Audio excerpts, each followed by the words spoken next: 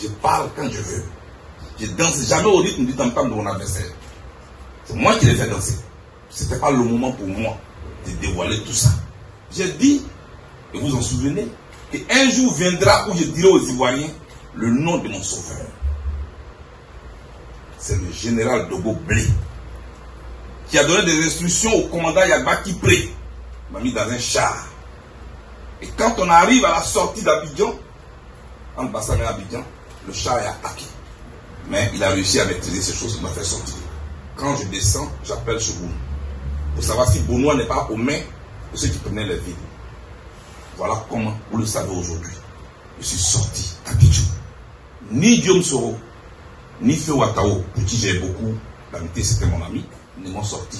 Parce qu'eux, ils étaient occupés avec la FDS à l'entrée d'Abidjan là-bas.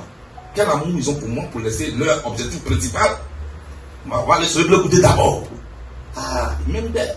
Nous avons veillé à Benoît et il fallait y rester pour l'inhumation. Je tenais à être là aussi, non seulement parce que je devais accompagner un camarade à nous tous, mais moi j'ai une histoire particulière avec le défunt. Quand je devais protéger ma vie, sauver la mienne, Shogun avait mis sa vie en danger. Quand je devais sortir de la Côte d'Ivoire, je peux vous le dire aujourd'hui, c'est Shogun qui m'a fait traverser l'eau.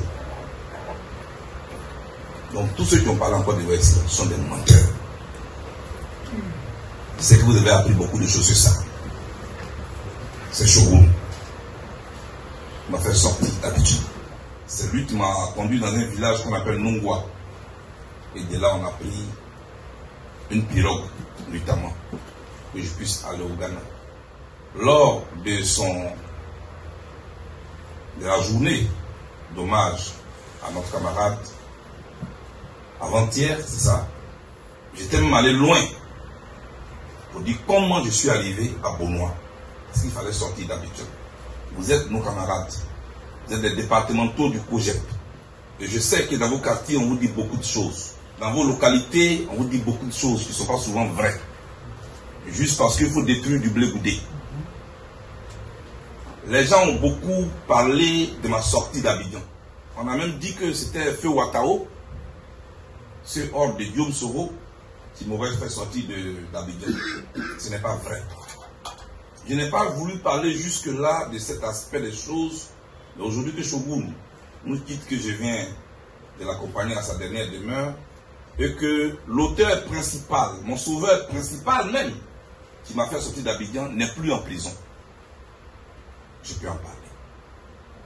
Parce qu'à force de te défendre, tu peux mettre la vie de d'autres personnes en danger.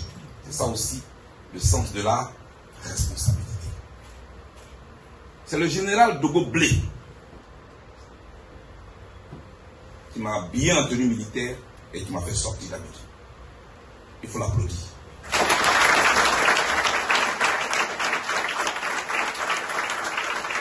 C'est le général Dogo Blé, Bruno. Mais il était en prison. Les gens bavardent. Eux parlent. Mais ils ne savent pas.